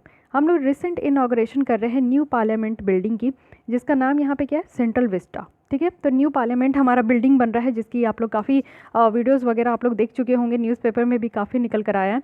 साथ ही साथ हम लोग न्यू इंडिया बनाने की कोशिश करेंगे, और वो भी कब तक, तो अगले साल तक, और ये हो पाएगा आत्मनिर्भर भारत यानी कि सेल्फ रिलायंट इंडिया के द्वारा। साथ ही साथ आप देखो कि हमारे जो पीएम नरेंद्र मोदी जी हैं, इनके द्वारा ये कहा गया है कि गवर्नेंस का और ट्रांसफॉर्मेशन का एक नेक्स्ट लेवल तक लेकर जाएंगे वो। यानी कहने का मतलब है कि minimum government and maximum governance होगा, यानी कि गवर्नमेंट की इन्वॉल्वमेंट मिनिमम होगी, लेकिन इसका असर और इसका जो इम्प्लीमेंटेशन है वो ज़्यादा देखने को मिलेगा। लेकिन इंडस्ट्रियल ग्रोथ अगर इंडिया में देखें ना तो वो इतना ज़्यादा इजी नहीं है। हमारे यहाँ आज की भी डेट में जो है हम लोग इंडस्ट्रियलाइजेशन कंट्री नहीं कहलाते हैं, क्योंकि हमारे यहाँ की इंडस्ट्री उतना अच्छा खासा काम नहीं करती है। आप लोग ब्रिटिशर्स को देखोगे जो हमारे इंडिया में आए थे, तो वो यहाँ पे हमारे जो हैंडीक्राफ्ट इंडस्ट्री थी उन सबको बर्बाद कर दिए। मशीन मेड गुड्स जो है वो हमारे मार्केट में आने लगा था, यानी कि पहले उनके आने से पहले हमारे यहाँ क्या था कि लोग हाथों से चीज़ें बनाते थे, आर्टिशंस थे, हैंडीक्राफ्ट थे उस समय, जो कि हाथों की चीज़ें बनाकर हमारे मार्केट में बेचते थे, लोग खरीदते भी थे। लेकिन जब ब्रिटिश हमारे यहाँ शासन करने आए थे तो वो हमारे यहाँ ईस्ट इंडिया कंपनी वो सेटल किए थे, यानी कि वो यहाँ पे आए थे व्यापार करने के लिए और अपनी कंपनी बैठाए। लेकिन उनको ऐसा लगा कि हम लोग तो इतने बेवकूफ़ हैं, हम लोग इतने सीधे साधे कि हमें वो चरा के चले जाएंगे, और वो चरा के चले भी गए। चले तो नहीं गए, हम लोग धक्के मार के उनको भेजे हैं। तो यही सारी चीज़ें हैं कि उस समय भी जब इंडस्ट्रियलाइजेशन हो रहा था ब्रिटेन में, इंग्लैंड में जब इंडस्ट्रियलाइजेशन हो रहा था, तो वो हमारे यहाँ का कच्चा सामान ले जाते थे, अपने इंडस्ट्री में वही सारी सामान को बनवाते थे, और जो मशीन से बनाया गया जो सामान था वो अगेन इंडिया में लाके डंप करते थे। तो मशीन से बनाने वाला सामान ऑब्वियसली कि उसकी प्राइस कम होती थी एज़ कम्पेरिजन टू जो हाथों से बनाया हुआ सामान था। तो इस तरीके से हमारे जो कंट्री के लोग थे वो इतने गरीब होते जा रहे थे कि वो मजबूर थे कि ब्रिटिशर्स का जो सस्ते सामान जो था ना उसको वो ख़रीदने के लिए और उसी को यूज़ करने के लिए वो मजबूर थे। इस तरीके से हमारे कंट्री में जो लोग थे वो अनएम्प्लॉयड हो गए, क्योंकि हैंडीक्राफ्ट का मार्केट ख़त्म हो गया था। लोग जो है जो भी काम करते थे वो सब उनका छिना गया था। तो ये आप समझ सकते हो कि उसी समय जब हमारे कंट्री में बर्बादी चल रही थी, तब उस समय जो है ब्रिटेन में आप देखोगे कि इंडस्ट्रियलाइजेशन डेवलप हो रहा था। बट उससे लेकर आज तक भी 75 साल के बावजूद भी, 75 साल क्या आप 200 साल तो वो रूल करके गए, उसके बाद भी आज तक आप देखोगे इंडिया में इंडस्ट्री की स्थिति उतनी अच्छी नहीं है। क्यों नहीं है, किस लिए नहीं है, ये आप समझने की कोशिश कीजिए। जब हमारा कंट्री, जब हम लोग इंडिपेंडेंट हुए थे तो उसके बाद 5 ईयर प्लान चलता था, यानी कि 5-5 साल का प्लान बनाया जाता था, और उसमें जो है यहाँ पे आपका जो सेकंड प्लान था, सेकंड प्लान पे फोकस किया गया था इंडस्ट्रियलाइजेशन पे, यानी कि हम लोग भी अपने कंट्री में जो है इंडस्ट्री सेटअप करेंगे और मैन्युफैक्चरिंग सेक्टर्स पे फोकस करेंगे। ये जो सेकंड प्लान था ये किस पे था, महानालोबिस मॉडल इसको कहा जाता है। थर्ड प्लान था जिसमें कि इसको फर्स्ट और सेकंड प्लान के साथ ही लाया गया था, जो भी 5 साल का था, हर एक 5 साल 1951 से स्टार्ट हुआ था और ये 5 साल का काम चलते जाता था। ये काम होता था प्लानिंग कमीशन के तहत। आज की डेट में आपको प्लानिंग कमीशन नहीं देखने को मिलता है। जो बच्चे नए आए हैं वो अगर प्रिपरेशन स्टार्ट कर रहे हैं तो उनके लिए ये न्यूज़ है कि 2015 में प्लानिंग कमीशन को हटा के नीति आयोग लाया गया था हमारे यहाँ। अब नीति आयोग क्या है, एक थिंक टैंक है, यानी कि ये सोचेगी और सरकार को एडवाइस करेगी, ठीक है। तो ये नीति आयोग का अब ये काम है कि हमारे कंट्री में कैसे डेवलपमेंट होना चाहिए ये विचार करती है और उसी बेसिस पे सरकार को जो है एडवाइस करती है, और सरकार उन्हीं के बेसिस पे जो है आज की डेट में हमारे यहाँ इतने स्कीम्स और योजना लेकर आते हैं। तो ये वही 5 ईयर प्लान है जिसमें कि इंडस्ट्रियलाइजेशन की बात रखी गई थी, और हमारे यहाँ पे इंडस्ट्री सेक्टर को कैसे बूस्ट करना है उसके लिए डिफरेंट वहाँ पे रूल्स एंड गाइडलाइंस लाए गए थे। 1965 से लेकर अगर 1980 के बीच में देखें तो इंडस्ट्रियल ग्रोथ में बहुत डिक्लाइन देखने को मिला था, क्योंकि हम लोग यहाँ पे जो है ना कंज्यूमर गुड सेक्टर्स को देख ही नहीं रहे थे। यानी कि फर्स्ट 3 प्लान में हम लोग यहाँ पे कंज्यूमर की क्या गुड्स है, हम लोग क्या गुड्स को यूज़ करते हैं, उस चीज़ को देखा ही नहीं गया, निगलेक्ट किया गया। तो इसलिए हमारे यहाँ की जो इंडस्ट्रियल ग्रोथ थी वो डाउन चले गई, यानी कि रिवर्स हो गया। आज के डेट में देखोगे एक रिपोर्ट है वर्ल्ड बैंक की, वो है ease of doing business. Ease of doing business में आप देखो कि इंडिया की रैंकिंग जो है वो बढ़ती ही जा रही है, और 2019 में जो है 2020 में जो है हमारी रैंकिंग 63rd में आ चुकी है। कहाँ एक समय था कि 130 में था, लेकिन आज की डेट में आप देखो कि हम लोग कहाँ आ गए, 63rd में आ गए हैं। वहीं दूसरी तरफ अगर हम लोग FDI की बात करें, फॉरेन डायरेक्ट इन्वेस्टमेंट, यानी कि जो बाहर की कंपनीज़ और बाहर के जो इन्वेस्टर्स है वो हमारे यहाँ किसी फील्ड में अगर इन्वेस्ट करते हैं, पैसा लगाते हैं, तो उनको कहते हैं फॉरेन डायरेक्ट इन्वेस्टमेंट। ये अगर इनफ्लो हम लोग 2014 से 2019 के बीच में देखें तो ये हमारा जो है $319 बिलियन का है, जो कि 50% टोटल जो FDI इनफ्लो हुआ है लास्ट 20 ईयर्स में उसका है। तो अगर हम लोग फिनेंशियल ईयर 2021 का देखें तो यहाँ पे टोटल FDI इनफ्लो जो है ना वो 2020 से अब तक का कितना है, तो $35 बिलियन तक का है। तो आप लोग समझ सकते हो कि हम लोग कहाँ पे हैं, यानी कि अब जो हमारे यहाँ FDI इनफ्लो हो रहा है वो बहुत ज़्यादा हो रहा है, हाईएस्ट एवर कहा जा रहा है। और 5 साल में आप देख सकते हो कि 319 बिलियन ही था, लेकिन एक साल का आप देख सकते हो कि $35 बिलियन तक का है। ये क्यों है, क्योंकि आप लोग देख रहे हो कि FDI जो है ना हमारे कंट्री में 2 तरीके से इन्वेस्ट करती है। मान लीजिए कोई इंडस्ट्री है या फिर कोई इंसान है जो कि हमारे यहाँ पे मोबाइल सेक्टर्स में डिस्कॉम कंपनी में वो इन्वेस्ट करना चाहते हैं, तो उनके पास इंडिया में आने का 2 रूट है, एक है ऑटोमेटिक रूट और एक है यहाँ पे गवर्नमेंट रूट, ठीक है। ऑटोमेटिक रूट में क्या होता है ना कि इनको एकदम आराम से छूट है कि अगर वो चाहते हैं कि हमारे यहाँ की जो डिस्कॉम कंपनी है इलेक्ट्रिसिटी जो प्रोवाइड करती है उनके पास अगर वो इन्वेस्ट करना चाहते हैं तो वो यहाँ पे आराम से आ सकते हैं, इन्वेस्ट कीजिए, 100% यहाँ पे है। लेकिन जो गवर्नमेंट रूट है इसमें क्या है कि उनको गवर्नमेंट से जो है पहले परमिशन लेना होगा, तब यहाँ पर आकर जो है वो इन्वेस्ट कर सकते हैं। यानी कि यहाँ पे आपका डिफरेंट देखने को मिलता है, 75% तक का भी है, 49% तक का भी है। तो ये हर एक सेक्टर का डिफरेंट परसेंट जो है वो इन्वेस्ट कर सकते हैं, टोटल 100% नहीं कर सकते गवर्नमेंट रूट से।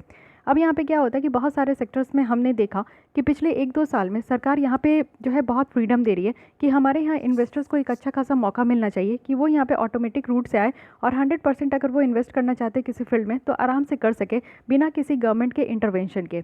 गवर्नमेंट रूट में क्यों यहाँ प्रॉब्लम होता था, क्योंकि गवर्नमेंट के द्वारा आप देखते हो कि काम कितना डिले होता है। वो यहाँ पे जब परमिशन एप्लीकेशन डालते थे तो उनको काफ़ी टाइम लग जाता था उनके अप्रूवल में। तो यहाँ पे इन्वेस्टर्स क्या करते थे, इंडिया में तब तक सोचने के अलावा वो यहाँ से निकल के दूसरे कंट्री में जाके वो इन्वेस्ट कर देते थे। तो इसीलिए सरकार के द्वारा ये थोड़ा सा नॉर्म्स फ्री किया गया, जिसके कारण ही हम लोग देख रहे हैं कि 2020 में हमारे यहाँ जो है FDI बहुत ज़्यादा इंक्रीज़ हुई है, ठीक है।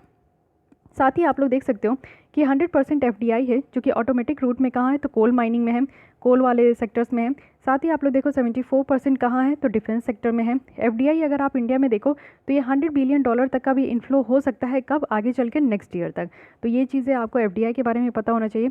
सेकंड है हमारे यहाँ का स्टार्टअप कल्चर, यानी कि जो न्यू यहाँ पे कंपनी सेटलमेंट हो रही है उसके अगर हम लोग देखें तो 40,000 स्टार्टअप है जिसको कि 2020 दिसंबर तक यहाँ पे रिकॉग्नाइज़ किया गया। और किसके द्वारा किया गया, तो department for promotion of industry and internal trade के द्वारा यहाँ पे किया गया। इसके साथ ही आप देखोगे कि स्टार्टअप्स को बढ़ावा देने के लिए हमारे यहाँ 2016 में स्टार्टअप इंडिया लाया गया था, जिसमें से 1000 ऑफ यंग माइंड्स जो है ना उनका जिसका भी एम है कि वो एंटरप्रेन्योर बनना चाहते हैं, अपनी खुद की कंपनी, अपने खुद के इनोवेशन को वो इम्प्लीमेंट करना चाहते हैं, तो वो आसानी से कर सकते हैं। उसके लिए हमारे यहाँ जो है उनको लोन भी प्रोवाइड किया जाता है। गवर्नमेंट की एक फ्लैगशिप स्कीम है जो कि है अटल इनोवेशन मिशन। अटल इनोवेशन मिशन में आप देखोगे इंडिया की जो इंडेक्स है ग्लोबल इनोवेशन इंडेक्स में ये काफ़ी इम्प्रूव हुआ है। अगर आप देखो 2015 में हमारा कितना रैंक था, तो 81 था। वहीं अगर 2020 में आप देखोगे तो हम लोग यहाँ पे 50% आगे बढ़ चुके हैं और ये 48 हो चुका है हमारा, ठीक है। 45% हम लोग आगे बढ़ चुके हैं। तो आप लोग समझ सकते हो कि हम लोग जो है ग्लोबल इनोवेशन इंडेक्स, यानी कि इनोवेशन करने में कौन कंट्री कितना आगे है। तो हमारे यहाँ जो है इनोवेशन पहले होती नहीं थी, इनोवेशन पे इतना ध्यान ही नहीं दिया जाता था, लेकिन इस बार की सरकार के द्वारा इनोवेशन पे बहुत ध्यान दिया गया। इसके लिए एक इनोवेशन, अटल इनोवेशन मिशन भी लाया गया, जिसके थ्रू जो भी बच्चे कुछ भी अगर नया इनोवेट करना चाहते हैं, उसको सर्च करना चाहते हैं, उसको इम्प्लीमेंट करना चाहते हैं, तो उनके लिए एक अटल टिंकरिंग लैब बनाया गया, ठीक है। ATL है, अटल टिंकरिंग लैब बनाया गया था इसी अटल इनोवेशन मिशन के तहत, जिसमें कि वो उस लैब में आकर एक्सपेरिमेंट करते थे। इसी के थ्रू जो है हमारे कंट्री में इनोवेशन आज की डेट में बहुत बड़ा है। हमारा ये प्रूफ है ग्लोबल इनोवेशन इंडेक्स के थ्रू, ठीक है। अब देखिए क्वेश्चंस यहीं से बनते हैं। आप लोग सोचते हो ना कि प्रीलिम्स के क्वेश्चंस कहाँ से बनते हैं, तो यहीं से बनते हैं। एक आर्टिकल में आपको डिफरेंट इंडेक्स भी देखने को मिल रहा है, डिफरेंट स्कीम्स का रिवीजन भी हो रहा है, आपको समझ में भी आ रहा है कि सेक्टर्स में कैसा काम किया गया और उससे हमारे इंडिया में कितना प्रॉस्परस भी हुआ है। अब इसी में आप देखिए कि यहाँ पे आज की डेट में कितना ऑपरेशनल है। तो अटल टिंकरिंग लैब है, यानी कि इसी के अंदर एक लैब बनाया गया जिसमें कि बच्चे या जो भी लोग हैं जो अपना इनोवेशंस को कुछ नया इनोवेट करना चाहते हैं, तो एक्सपेरिमेंट करना चाहते हैं, वो यहाँ पे आके कर सकते हैं। तो आज की डेट में 4870 से भी ज़्यादा जो है ऑपरेशनल अटल टिंकरिंग लैब है, और डिस्ट्रिक्ट में आप देखो 660 डिस्ट्रिक्ट से भी ज़्यादा है, जिसमें कि आज की डेट में 2.5 मिलियन स्टूडेंट्स तक को फ़ायदा हुआ है। ये बहुत ही बड़ी आंकड़ा है, ठीक है। नीति आयोग की अगर बात करें, फुल फॉर्म क्या है एक बार रिवाइज कर लीजिए, national institution for transforming India. ये काफ़ी अच्छा खासा रोल प्ले कर रही है, क्योंकि नीति आयोग के द्वारा ही यहाँ पे अटल टिंकरिंग जो लैब बनाया जा रहा है, ये इन्हीं का सोच था। ये अटल इनोवेशन मिशन भी किसके द्वारा लाया गया, तो नीति आयोग के द्वारा लाया गया है। 115 डिस्ट्रिक्ट में जो है इसको आइडेंटिफाई किया गया है, क्या, तो एस्पिरेशनल डिस्ट्रिक्ट, यानी कि एक ऐसा जिला, 115 जिला ऐसा जिला है हमारे कंट्री का जो कि बहुत ही ज़्यादा पिछड़ा है। इतना पिछड़ा है कि वहाँ के लोगों को ना खाने की सुविधा होती है, ना कपड़े पहनने की सुविधा होती है, ना उनके पास कोई मार्केट है, ना वो शॉपिंग कर पाते हैं। तो आप समझ सकते हो ना, स्कूल पढ़ जाने के लिए वहाँ पे कोई स्कूल है, विद्यालय है, ना बच्चे पढ़ते हैं, ना बच्चे वहाँ पे कुछ अच्छा खासा खेलने का भी कोई स्कोप नहीं है। तो ऐसे जिला है जहाँ पे कोई भी बेसिक कम्युनिटीज़ प्रोवाइड नहीं किया गया है। तो इसी तरीके से नीति आयोग के द्वारा सेकंड काम ये किया गया कि हमारे कंट्री में कितना पिछड़ा जिला है उसको यहाँ पे काउंट किया गया है 115, जिसको कि रियल टाइम बेसिस पे यहाँ पे देखा जाएगा कि कैसे यहाँ पे जो है प्रोग्रेस करना है डिफरेंट आपका जो है सेक्टर में, जैसे हेल्थ न्यूट्रिशन में, एजुकेशन में, एग्रीकल्चर में, वाटर रिसोर्सेज में, फिनेंशियल इंक्लूजन में, स्किल डेवलपमेंट में, ये सारा काम यहाँ पे करना है। साथ ही साथ आप देखो कि नीति आयोग के द्वारा यहाँ पे सेकेंड एडिशन लाया गया, क्या चीज़ का, तो सस्टेनेबल डेवलपमेंट गोल इंडेक्स का। सस्टेनेबल डेवलपमेंट गोल है, टोटल 17 गोल है, जिसका टारगेट है यहाँ पे 2015 में लाया गया था, और टारगेट है कि 2030 में से कंप्लीट करना है, ठीक है। इससे पहले क्या था, मिलेनियम डेवलपमेंट गोल था, जो कि 2015 में से कंप्लीट करना था, बट हम लोग उसको भी कंप्लीट नहीं किए। तो यहाँ पे नीति आयोग के द्वारा ये इंडेक्स लाया जाता है। ये सेकेंड एडिशन है इस साल का 2020 का, और वो इस इंडेक्स के थ्रू जो है सारे स्टेट को देखते हैं कि वो सस्टेनेबल डेवलपमेंट गोल जो 17 गोल है उसमें सारे स्टेट और यूनियन टेरिटरीज कैसा परफॉर्म कर रहे हैं, ठीक है। 100 नेशनल इंडिकेटर्स है जिसके बेसिस में सारे स्टेट को यहाँ पे नापा जाता है। स्पेशली यहाँ पे कुछ ऐसे 17 में से कुछ ऐसे सस्टेनेबल डेवलपमेंट गोल है जिस पे ज़्यादा फोकस किया जाता है। जैसे 6 है जो कि क्लीन वाटर एंड सैनिटेशन की बात करते हैं, जो कि हमारे यहाँ पे स्वच्छ भारत अभियान लाया गया है, जिसमें हमारा फोकस है कि ओपन डेफिकेशन फ्री करना है, यानी कि 5 साल में जो है खुले में शौच मुक्त करना है, लोगों को बाहर खुले में शौच नहीं करना है, और लोगों को यहाँ पे साफ़ सफाई से प्यार करना है, और क्लीन वाटर उन्हें जो है मिलना चाहिए पीने के लिए। साथ ही पीएम मोदी जी के द्वारा यहाँ पे ग्लोबल गोल कीपर भी यहाँ पे अवार्ड दिया गया था बिल एंड मिलिंडा गेट्स के द्वारा 2019 में पीएम मोदी जी को, ठीक है। और ये चीज़ें हम लोग जो है यहाँ पे कंप्लीट किए थे इस कैंपेन को 2019 में, क्यों, क्योंकि 150 बर्थ एनिवर्सरी थी गांधी जी का, और गांधी जी का यहाँ पे मेन एम था सैनिटेशन से उनको बहुत ज़्यादा लगाव था, और वो क्लीननेस और सैनिटेशन के लिए हमेशा कुछ ना कुछ मुहिम चलाते रहते थे। उसके बाद हमारा 2015 में ये निकल कर आया डिजिटल इंडिया। ये चीज़ें तो समझ में आ गई कि इंटरनेट बहुत ही ज़्यादा पावरफुल है। आज की भी डेट में आप लोग के पास स्मार्टफोन होगा, या फिर आप लोग मेरी जो लेसन सुन रहे हो टैब में सुन रहे हो, टीवी में सुन रहे हो, लैपटॉप में सुन रहे हो, स्मार्टफोन में सुन रहे हो, कहीं पे भी सुन रहे हो, आप लोग सुन पा रहे हो ये इंटरनेट के पावर की वजह से। अगर इंटरनेट नहीं होता तो ना आप मुझसे कनेक्ट होते, ना मैं आपसे कनेक्ट हो पाती। तो आप लोग समझ सकते हो कि ये कितना पावरफुल है। तो इसी पावरफुल को और ज़्यादा पावर बनाने के लिए हर किसी के हाथ में ये पावर आए। आपके हाथ में मोबाइल है इसलिए आपके हाथ में पावर है, आप मेरी लेसन सुन पा रहे हो। वो बच्चों के पास नहीं मेरे लेसन जाते होंगे जिनके पास ये मोबाइल नहीं होता होगा, है कि नहीं। तो डिजिटल इंडिया का प्रोग्राम आया कि हर एक लोगों को डिजिटली लिटरेट करना है। डिजिटली लिटरेट कहने का मतलब है कि किसी भी लोग को, चाहे महिला हो, बच्चे हो, बूढ़े हो या अंकल हो, आंटी हो, हर किसी को मोबाइल ऑपरेट करना आना चाहिए। उनके सामने अगर लैपटॉप रख दो तो वो घबराए नहीं कि ये क्या मशीन है, इसमें क्या करना है, उनको ऑपरेट करना आना चाहिए। तो इसको डिजिटल लिटरेसी कहते हैं, ठीक है। ये लाया गया जस्ट बिकॉज क्योंकि हमारे यहाँ कैशलेस हो, सारी चीज़ें जो है हमारे यहाँ ऑनलाइन आ जाए। पहले पेटीएम ही था, लेकिन आज की डेट में आप लोग देखते हो कि डिफरेंट आ गया है, फ़ोन पे आ गया है, गूगल पे आ गया है, भीम आ गया है, यूपीआई है, बहुत तरीके का है। और साथ ही साथ आप लोग देखो कि आधार स्मार्ट, यहाँ पे आधार कार्ड है, साथ ही स्मार्ट सिटी मिशन भी है, साथ ही भीम यूपीआई है जिसको कि सरकार के द्वारा बहुत ज़्यादा प्रमोट किया जाता है, रुपे कार्ड यहाँ पे दिया जा रहा है। साथ ही आप लोग देखो कि जीएसटी इंटीग्रेशन यहाँ लाया गया है, गवर्नमेंट जीईएम है, गवर्नमेंट ई मार्केट प्लेस है, डिजी लॉकर है। डिजी लॉकर कहने का मतलब है कि आप लोग जो डॉक्यूमेंट है, आपकी स्कूल की सर्टिफिकेट है, कॉलेज की सर्टिफिकेट है, जॉब की कुछ सर्टिफिकेट है, या फिर आपका ड्राइविंग लाइसेंस है, आपके कुछ कार्ड्स है, तो उसको, कार्ड्स तो ठीक है, लेकिन ड्राइविंग लाइसेंस को हमेशा आप लोग को लेके घूमने की ज़रूरत नहीं है। अपने डिजी लॉकर पे स्कैन करके रख लीजिए इसको, और कहीं पे भी ट्रैवल कर रहे हैं तो वहाँ पे जाकर आप प्रिंट आउट करा लीजिए। आपको अपने ओरिजिनल सर्टिफिकेट लेकर घूमने की ज़रूरत नहीं है। तो इसको कहते हैं डिजी लॉकर। ये सब जो है digital Bharat, digital India programme के तहत लाया गया था। यहीं पे हम लोग नहीं रुके, हमारे यहाँ, हमारे सरकार के द्वारा यहाँ पे भारत नेट प्रोग्राम भी लाया गया था, जो कि वर्ल्ड का largest rural broadband connectivity programme है।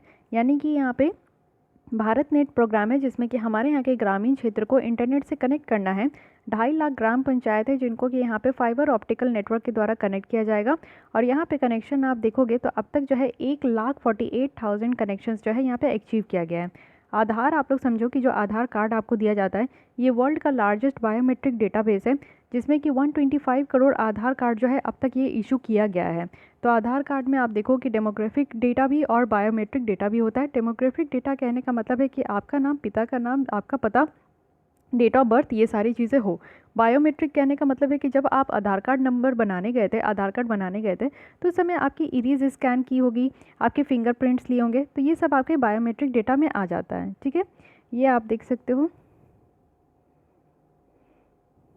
और साथ ही साथ आप लोग देखो इसी के साथ डायरेक्ट बेनिफिट ट्रांसफ़र, यानी कि डायरेक्ट बेनिफिट हो, जो अभी मैं बोली ना कि डेमोक्रेसी को हमारे यहाँ जो सबसे बड़ा खतरा है वो किस चीज़ से है, करप्शन से। और करप्शन ये कैसे होता है, तो करप्शन यहाँ पे इंटरमीडियरीज़ के थ्रू, बिचौलिए के थ्रू यहाँ पे करप्शन बहुत ज़्यादा होता था। सरकार के द्वारा अगर सब्सिडी देना होता है तो मान लीजिए कि किसी किसान को जो है, अगर वो यहाँ पे यूरिया कुछ भी खाद खरीद रहे, फर्टिलाइज़र खरीद रहे, उनको अगर सरकार के द्वारा सब्सिडीज़ देना था तो सरकार किसी बिचौलियों को पहले सब्सिडी देती थी कि जाइए ये 100 रुपये जो है इस किसान को दे कर आइए। तो ये बिचौलिया क्या करता था, 50 रुपये आपने रख लिया और 50 रुपये जो है फार्मर को लाकर दे दिया। अब फार्मर को क्या पता कि कितना उनको सब्सिडी मिलना था, सरकार उनको कितना पैसा दे रही है, कुछ प्रूफ नहीं होता था, कुछ भी यहाँ पे कागज़ात नहीं दिया जाता था। अगर दिया भी जाता होगा तो ये बिचौलिया उसको खा जाते थे। तो यहाँ पे फार्मर्स को घाटा होता था। सरकार के द्वारा यहाँ पे डायरेक्ट बेनिफिट ट्रांसफ़र लाया गया, जिसके थ्रू क्या हुआ कि यहाँ पे जो सरकार थी ना, वो क्या की कि ये बिचौलिया का काम तमाम कर दी, क्योंकि ये यहाँ पे खा रहे थे पैसा और ये हमें यहाँ पे लूट रहे थे। तो ये बिचौलिया का काम तमाम करके फार्मर्स को बैंक के साथ यहाँ पे जोड़ दी और एक बैंक अकाउंट ओपन करा दी। और इसके लिए जन धन, आप लोग जानते हो कि स्कीम लाया गया था, जन धन योजना, जिसमें कि फ्री में, ज़ीरो बैलेंस में जो है सारे लोगों का यहाँ पे बैंक अकाउंट ओपन किया गया। फार्मर्स का बैंक अकाउंट ओपन हो गया। अब क्या है कि सरकार के द्वारा यहाँ पे डीबीटी के थ्रू सब्सिडीज़ जो है फार्मर्स के बैंक अकाउंट में आ जाता था। साथ ही साथ फार्मर्स के पास मोबाइल है तो उसमें मैसेज भी आ जाते थे। तो यहाँ पे फार्मर्स को पता चल जाता है, यानी कि डायरेक्ट जो 100 रुपया देना था वो फार्मर्स के, किसान के पास ही यहाँ पे 100 रुपया आ रहा है। और इसको कहते हैं कि डायरेक्ट बेनिफिट हो गया, यानी कि जो भी बेनिफिट है, जो भी सब्सिडीज़ यहाँ पे देना है, कुछ भी चीज़ें देनी है, जैसे पीएम किसान के थ्रू आप देखते हो कि 6,000 एक साल में देना होता है, 2-2 हज़ार का इंस्टॉलमेंट में देना होता है 3 महीने के, तो वो भी कहाँ देना है, तो फार्मर्स के जो यहाँ पे बैंक अकाउंट है उसमें सरकार जो है डायरेक्ट ट्रांसफ़र कर देती है। कोई 1 रुपया का करप्शन नहीं हो रहा है, कोई 1 रुपया का कहीं पे भी बिचौलिया उसको नहीं खा पा रहा है। तो ये भी एक बड़ी उपलब्धि है जो कि आप कह सकते हो।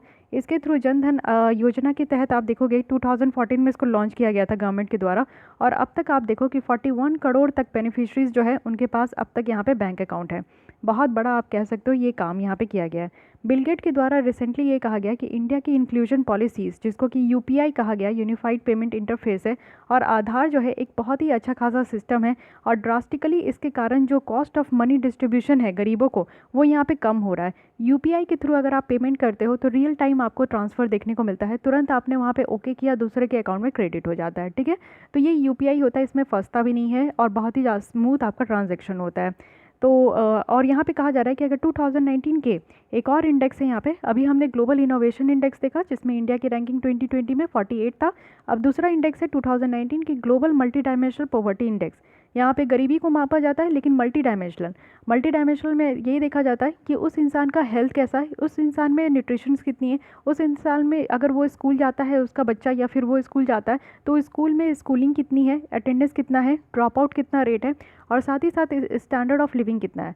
स्टैंडर्ड ऑफ लिविंग मापा जाता है कि उसके पास जो है खाना पकाने के लिए वो आज की भी डेट में जो है काउडंग इस्तेमाल करते हैं, फॉसिल फ्यूल इस्तेमाल करते हैं, या फिर उनके पास गैस सिलेंडर है, बिजली उनके यहाँ 24 घंटे आते हैं कि नहीं, ये सारी चीज़ों से उनका स्टैंडर्ड ऑफ लाइफ मेज़र किया जाता है। तो ये है यहाँ पे 2019 का global multi dimensional poverty index, जिसमें कि इंडिया में आप देखो कि 271 मिलियन लोग ऐसे हैं जो कि पॉवर्टी लेवल से बाहर आ गए थे 10 साल में, 2006 से 16 के बीच में बताया जा रहा है, ठीक है। साथ ही आप देखो मुद्रा लोन स्कीम है, ये भी एक अलग तरीके का स्कीम लाया गया जो कि 2015 में, जिसमें कि यहाँ पे नॉन फार्मिंग यानी कि जो किसान नहीं है उनको 10 लाख तक का लोन देना है, non corporate micro small and enterprises को देना है, यानी कि एमएसएमई जो सेक्टर है हमारा, लघु मीडियम, ठीक है, ये इंटरप्राइजेस जो एमएसएमई सेक्टर है उनको भी यहाँ पे 10 लाख तक का जो है लोन देने की बात की गई थी मुद्रा लोन स्कीम से, ठीक है। यहाँ पे आप लोग देखोगे कि मुद्रा लोन स्कीम से ये एक रिपोर्ट निकल कर आया था, हालांकि यहाँ पे नहीं दिया है, इसमें 75% जो लोन लिया गया था एमएसएमई सेक्टर के द्वारा लिया गया था, और वो भी फीमेल के द्वारा लिया गया था, सॉरी विमेन के द्वारा लिया गया था, ठीक है, ये याद रखिएगा।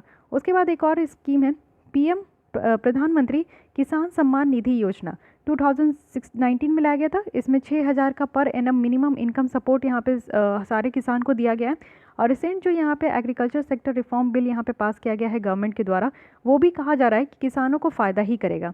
यहाँ पे न्यू मार्केट उनको मिलेगा, टेक्नोलॉजी मिलेगा, और साथ ही साथ यहाँ पे इन्वेस्टमेंट होगा और डबल किया जाएगा उनका इनकम, जो कि 2022 तक का टारगेट रखा गया है। ये एक टारगेट रखा गया है, इसके पीछे अशोक दलवाई कमेटी थी जिनका ये रिकमेंडेशन था कि फार्मर्स के इनकम को डबल करना है 2022 तक। उसके लिए यहाँ पे जो है ये 3 बिल लाए गए हैं, और सरकार के द्वारा यही कहा जा रहा है कि ये 3 बिल जो है सरकारों के फार्मर्स के लिए यहाँ पे बेनिफिट ही है, लेकिन फार्मर्स इसके अगेंस्ट में आज की भी डेट में प्रोटेस्ट कर रहे हैं, ठीक है।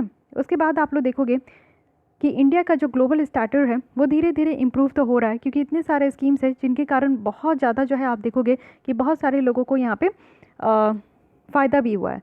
साथ ही साथ आप देखो कि अभी हम लोग मई 2020 में यहाँ पे इलेक्ट हुए हैं कहाँ, तो non permanent member United nation security council में, और ये 2 साल के लिए हमें मिला है 2020 से लेकर। इंडिया आज के डेट में एक ग्लोबल पावर है, और यहाँ पे शेड्यूल हम लोग क्या करेंगे, तो 2023 में हम लोग G20 के जो ग्रुप है इसमें 20 कंट्रीज़ आती है, उसको हम लोग होस्ट करेंगे। ये वही G20 है जिसकी क्वेश्चंस आप लोगों को देखने को मिला होगा कि 2020 प्रीलिम्स में आया था। तो कहने का मतलब है कि कोई भी सबमिट होती है जो भी ऑर्गेनाइजेशन है उसके मेंबर को देख लेने का अच्छे से, क्योंकि यूपीएससी उस पर क्वेश्चन पूछती है, तो इस बार भी पूछी थी। अब ये तो आपका ये इतना ज़्यादा पॉसिबल नहीं है कि आप 20 कंट्री को रट सको, रटना है रट्टू तोता हो रट सकते हो। एक काम कीजिए, एक पेपर में 20 कंट्री का नाम लिखिए, अपने जहाँ पे भी पढ़ने बैठते वहाँ पेस्ट कर दीजिए वॉल पे, सामने वाले वॉल पे, आते जाते आप देखोगे तो आपको याद हो जाएगा 20 कंट्री। लेकिन आपको 20 कंट्री याद करने की ज़रूरत नहीं है, आपको बस ये पता होना चाहिए कि ये 20 कंट्री जो है ना पूरे वर्ल्ड मैप में कौन कौन सी कंट्री जो कि इस समूह का मतलब कि इस ग्रुप का मेंबर है, इतना आपको पता होना चाहिए, ठीक है। तो यहाँ पे G20 जो है इसको होस्ट हम लोग करेंगे कब, तो 2023 में करेंगे। 2020 जून में यूएस प्रेसिडेंट जो डोनाल्ड ट्रंप थे उनके द्वारा पीएम मोदी को इनवाइट किया गया, और G7 में हम लोग एज ए गेस्ट जो है वहाँ पे पार्ट लिए थे, समझ सकते हैं। G7 में पहले ये G8 था, लेकिन रशिया को बाहर निकाल दिया गया, अब G7 ग्रुप है। हम लोग वहाँ पे मेंबर नहीं है G7 में, लेकिन हमें आई एम वेरी सॉरी, लेकिन हमें वहाँ पे इनवाइट किया गया था, ठीक है। आज की डेट में आप देखोगे कि इंडिया में कुछ मेजर चैलेंजेस भी देखने को मिल रहा है, जस्ट बिकॉज कोविड-19 के कारण। कोविड-19 पैंडेमिक के कारण कुछ चैलेंजेस हैं, क्रॉस बॉर्डर टेररिज्म देखने को मिलता है। ये हमारे जो बगल में पाकिस्तान बैठा है इसका कोई काम नहीं है, ये सिर्फ धीरे धीरे जो है ना हमारे यहाँ सुतली बम फेंकते रहता है और कोई काम नहीं है इसका। साथ ही साथ ग्लोबल मार्केट में भी हमारा कंपटीशन है, क्योंकि हमारे सामान जो है ना काफ़ी कंट्रीज़ में एक्सपोर्ट होने जाते हैं, लेकिन वहाँ पे क्या होता है कि हमारी बेइज्जती हो जाती है, क्योंकि उनका जो क्राइटेरिया सिलेक्शन क्राइटेरिया होता है ना उसमें हमारे सामान फिट नहीं होते, तो हमारे सामान को काफ़ी बार जो है ना वापस भेज दिया जाता है। तो ये सारे कुछ हमारे यहाँ प्रॉब्लम्स है जिसको कि यहाँ पे देखना होगा, यहाँ पे जो भी प्रॉब्लम्स है उसको रिकवर वहाँ पे उस चीज़ पे ध्यान देनी होगी, ठीक है। उसके अलावा आप देखोगे कि हमारे यहाँ कोविड-19 वैक्सीन की आज की डेट में जो है होल्ड लगी हुई है। 2 ऐसी इंस्टीट्यूट है जिसके द्वारा 2 वैक्सीन को यहाँ पे अप्रूवल दे दिया गया है, इमरजेंसी अप्रूवल भी दिया गया है कि जब भी यहाँ पे ज़रूरत होगा उसको दे सकते हैं। 2 वैक्सीन आपको देखने को मिलेगा, एक है कोविशील्ड, ठीक है, और दूसरा है कोवैक्सीन। ये दोनों हमारे यहाँ मैन्युफैक्चर किया गया। कोविशील्ड जो मैन्युफैक्चर किया गया है वो सीरम इंस्टीट्यूट जो पुणे में है उनके द्वारा किया गया है। कोवैक्सीन जो किया गया है वो भारत बायोटेक से किया गया है, हैदराबाद में आपको देखने को मिलेगा, ठीक है। ये दोनों वैक्सीन है। अब आप लोग कंफ्यूज मत होइए कि कौन सी कंपनी कौन से यहाँ पे वो वैक्सीन को बनाई है, आप इन दोनों में कंफ्यूज हो सकते हो। तो सीरम इंस्टीट्यूट ये एस से है और शील्ड है यहाँ पे कोविशील्ड में, तो ये भी एस से है। तो ध्यान रखिएगा जैसे आप कोविशील्ड बोलिएगा, आज जैसे ही आपके बीच में एस आता है उससे आपको याद आ जाना चाहिए कि ये वैक्सीन किसका डेवलप किया गया, तो सीरम इंस्टीट्यूट का किया गया, और दूसरी वाली जो है वो भारत बायोटेक का है। इस तरीके से आप याद रख सकते हो, ठीक है। मेक सम ट्रिक, ठीक है, कुछ ट्रिक के थ्रू आप लोग सारी चीज़ों को यहाँ पे याद कर सकते हो, नहीं तो फिर तो आप लोग फंस जाओगे। और ये जो वैक्सीन में हमारे यहाँ बनाया गया है, ये आप समझ सकते हो कि वर्ल्ड के लार्जेस्ट डिस्ट्रीब्यूटर है हम लोग वैक्सीन के, सीरम इंस्टीट्यूट। ये वही सीरम इंस्टीट्यूट है जिसके द्वारा पहले भी बहुत सारे वैक्सीन बनाए गए हैं। भारत बायोटेक को भी आप कम मत समझना, इससे पहले जो जाइका वायरस आया था उसका भी वैक्सीन बनाया गया था। और साथ ही साथ आप लोग देखो कि जापानीज़ इंसेफ्लाइटिस जो आई थी उसकी भी वैक्सीन बनाई गई थी भारत बायोटेक के द्वारा। तो भारत बायोटेक जो है ना वो ऑलरेडी बहुत ही ज़्यादा ऊंचे स्तर का वो आपका इंस्टीट्यूशन है जिसके द्वारा वैक्सीन बहुत अच्छे अच्छे बनाए गए हैं। साथ ही आप देखो कि आत्मनिर्भर भारत का पैकेज दिया गया था, इसको इकोनॉमिक स्टिमुलस रिलीफ पैकेज कहा गया था। 20 लाख करोड़ का ये पैकेज है जिसमें ये कहा गया था कि जीडीपी का टोटल 10% ये यहाँ पे कंट्रीब्यूट करेगा, जो कि बहुत बड़ी बात है। साथ ही यहाँ पे ये भी कहा गया था कि जो पीएम गरीब कल्याण योजना है ना उसके तहत यहाँ पे 80 करोड़ लोगों को यहाँ पे फ्री में अनाज दिया जाएगा। साथ ही यहाँ पे जो जनधन होल्डर है उनको 20 करोड़ जो महिलाएं हैं ना उनको 500 रुपया पर मंथ 3 महीने के लिए दिया गया था। जिनका भी जनधन का योजना का अकाउंट है उसमें जो भी विमेन है उनको 3 महीने के लिए दिया गया था। मार्च अप्रैल मई या फिर अप्रैल मई जून ये 3 महीने था जिसमें कि 500 रुपये उनके द्वारा उनके खाते में क्रेडिट किया गया है। मनरेगा में आप देखोगे तो यहाँ पे जो है रेट बढ़ाए गए हैं, यानी कि 202 रुपीज़ जो है पर पर्सन यहाँ पे पर डे रखा गया है। पहले 180 रुपया था, लेकिन यहाँ पे जो है कहा गया है कि 22 रुपया बढ़ाया गया है। तो ये 22 रुपया आपका कितना हो गया, तो 202 रुपया हो गया। तो 202 रुपया एक दिन में दिया जा रहा है और इसके थ्रू मनरेगा के थ्रू 13 करोड़ फैमिलीज़ को फ़ायदा हुआ है। उसके अलावा आप देखो कि न्यू नेशनल एजुकेशन पॉलिसीज़ लाया गया जिसमें अब आप लोग देखोगे कि पहले जो यहाँ पे 6 से 14 साल के बच्चों पे फोकस किया जाता था, अब इस चीज़ को यहाँ पे चेंज करके रखा गया है कि 3 साल से यहाँ पे 18 साल के बच्चों तक यहाँ पे फोकस किया जाएगा। पहले 10+2 का जो फंडा था अब इसको चेंज करके यहाँ पे 5+3+3+4 का यहाँ पे फंडा लाया गया है, ठीक है। डिटेल में हम लोग ने डिस्कस किया है, वो आप लोग सोशल इश्यूज़ का लेसन देख सकते हो विजनाइज के करंट अफेयर्स मैगजीन में। इससे क्या है कि अब हमारे कंट्री में एक new global knowledge super power आएगा। आज के डेट में अगर हम लोग बात करें तो आर्टिफिशियल इंटेलिजेंस की बात करते हैं, मशीन लर्निंग की बात करते हैं, बिग डेटा की बात करते हैं। साथ ही साथ एक और पोर्टल है जिसको स्वयं पोर्टल कहा जाता है। इसमें गवर्नमेंट के द्वारा डिजिटल डिवाइड किया गया है, यानी कि यहाँ पे जो है ना डिजिटली बच्चे पढ़ सके। जैसे आप लोग देखो अभी मैं कही थी कि जिस बच्चे के पास पावर है, कैसा पावर, ये मोबाइल इंटरनेट का पावर है, तो वो बच्चे मेरे लेसन देख सकते हैं। लेकिन जिस बच्चे के पास ये पावर नहीं है वो बच्चे मेरे लेसन नहीं देख सकते। लेकिन सरकार के द्वारा ये काम किया गया कि जो बच्चों के पास इंटरनेट की सुविधा नहीं है, मोबाइल की सुविधा नहीं है, वो बच्चों को जो है ना डीटीएच के थ्रू फ्री में चैनल में पढ़ाया जाएगा 6 to 12 स्टैंडर्ड तक, ठीक है। साथ ही साथ आप लोग देखो कि यहाँ पे मेक इन इंडिया लाया गया था इनिशिएटिव, और यहाँ पे एमएसएमई के लिए भी, जो कि यहाँ पे जीडीपी में आप देखो कि काफ़ी अच्छा खासा कंट्रीब्यूट करती है। एमएसएमई पे बहुत ध्यान दिया जाता है। ये micro small and medium enterprises हमारी कंट्री की जो है ना बैकबोन है, हमारे इकॉनमी का भी बैकबोन है। जिस कंट्री की एमएसएमई बहुत ज़्यादा स्ट्रांग होती है उस कंट्री का आप देखोगे वो एक्सपोर्ट हब कंट्री कहलाती है, जैसे चाइना है, ठीक है। लेकिन हम लोग की एमएसएमई थोड़ी कमज़ोर है, लेकिन उस तरीके से कमज़ोर नहीं है। आज के भी डेट में आप देखोगे एमएसएमई का फ़ायदा इसलिए है और सरकार एमएसएमई के पीछे इसलिए पड़े रहती है, इतना ध्यान इसलिए देती है क्योंकि एमएसएमई में आप लोग देख सकते हो कि ये हमारे जीडीपी का 30% तक कंट्रीब्यूट करती है, जीडीपी का, ठीक है। यहाँ पे आप देखोगे एम्प्लॉयमेंट, ये 40% तक एम्प्लॉयमेंट यहाँ पे जनरेट करती है। साथ ही साथ एक्सपोर्ट आप देखोगे तो 40% जो एक्सपोर्ट है वो यहीं से आपका जो है निकल के जाता है, यहीं से जो सामान बनते हैं वही यहाँ पे जो है एक्सपोर्ट भी 40% तक होता है। तो इसलिए यहाँ पे आप लोग देखो कि एमएसएमई बहुत बड़ा सेक्टर है। अब यहाँ पे हम लोग देखते हैं कि union minister for commerce and industry का इनके द्वारा क्या क्या काम किया गया है इन 2 साल में। तो न्यू इंडस्ट्री पॉलिसी लाई गई है जिसमें कि हम लोग यहाँ पे अपने डोमेस्टिक मैन्युफैक्चरिंग को बूस्ट करेंगे, ट्रेड प्रमोशन करेंगे कि हमारे यहाँ व्यापार जो है अच्छा खासा हो सके, और साथ ही साथ इन्वेस्टमेंट प्रमोशन करेंगे, टेक्नोलॉजी का इस्तेमाल करेंगे, स्टार्टअप इकोसिस्टम को बूस्ट करेंगे। साथ ही साथ अगर सिविल एविएशन में देखें उड़ान वाले क्षेत्र में, तो सबसे पहले यहाँ पे आप जानते हैं कि उड़ान स्कीम लाया गया है, और उड़ान स्कीम में आप देखो कि मोर देन 20 लाख पैसेंजर्स जो है वो अब तक उड़ चुके हैं, यानी कि उड़ान स्कीम से उड़े देश का आम नागरिक इसकी फुल फॉर्म है। और हवाई चप्पल पहनने वाले लोग भी अब हवाई जहाज़ की यात्रा कर सकते हैं, ऐसा इसका टैगलाइन था। तो शॉर्ट डिस्टेंस के लिए यहाँ पे 2500 रुपये ही इसका फेयर है, और ये बिजनेसमैन लोगों के लिए बहुत ही ज़्यादा हेल्पफुल रहा है। रेलवे सेक्टर में आप देख सकते हो कि कंज्यूमर फोकस किया गया है कि पैसेंजर्स क्या चाहते हैं, कस्टमर्स क्या चाहते हैं, उस पर फोकस किया गया है। साथ ही साथ आप लोग देख सकते हो कि हमारे यहाँ की जो रेलवे है वो सबसे ज़्यादा जो है ना यूज़ होने वाला ट्रांसपोर्टेशन है, चीप ट्रांसपोर्टेशन भी आप कहते हो। इंफ्रास्ट्रक्चर क्रिएशन किया गया है, आप लोग देखते हो कि ट्रेन 18 लाया गया है, प्राइवेटाइजेशन करने की बात की जा रही है रेलवे में, सस्टेनेबिलिटी भी है, गवर्नेंस और ट्रांसपेरेंसी पे भी ध्यान दिया जा रहा है। तो अगर हम लोग करंट पीएम की अगर यहाँ पे देखें, प्राइम मिनिस्टर्स की अगर देखें यहाँ पे G7 और G20 में, यहाँ पे कहा जा रहा है कि काफ़ी अच्छा शेप हमारे इंडिया को मिल रहा है और काफ़ी अच्छी ग्रोथ हमारी हो रही है। तो हम लोग यहाँ पे और भी अच्छे तरीके से काम करें जिससे कि जो भी सेक्टर यहाँ पे बचा हुआ है उसको भी बेटर तरीके से हम लोग यहाँ पे ध्यान दे सकें। तो आज के लिए बस इतने ही रखते हैं। नेक्स्ट हम लोग स्टार्ट करेंगे एजुकेशन फॉर न्यू इंडिया। ये जो योजना मैगज़ीन है इसे मैं पूरा कंप्लीट करूँगी क्योंकि काफ़ी इंपॉर्टेंट है, तो मैं एक्सपेक्ट भी करती हूँ कि आप लोग मेरे साथ बने रहेंगे। 2-3 पार्ट इसका आएगा क्योंकि एक ही आर्टिकल में आप देख सकते हो कि कितने सारे इन्फॉर्मेशंस यहाँ पे इंक्लूड किए गए हैं। मुझे लगा था मैं 2 पार्ट में से कवर कर दूँगी, बट अब मुझे लग रहा है कि ये 3 पार्ट यहाँ पे आएगा। ठीक है, तो कोई बात नहीं है, अच्छे से पढ़िए, आराम से पढ़िए, ऐसा पढ़िए कि आपको समझ में आए, चीज़ें याद रहे। ठीक है, ऊपर ऊपर पढ़ने की ज़रूरत नहीं है। बाकी मिलते हैं हम लोग नेक्स्ट पार्ट में, 1-2 दिन के बाद वो भी आपको मिल जाएगी। तो अगर ये लेसन अच्छी लगती है, यहाँ पे अगर जो भी लेसन मैं प्रोवाइड करती हूँ अच्छी लगती है तो लाइक कीजिए, हमारे चैनल के साथ जुड़ जाइए, जिससे कि जब भी मैं यहाँ पे कोई भी न्यू लेसन अपलोड करूँ तो उसकी नोटिफिकेशन आप तक पहुँचे।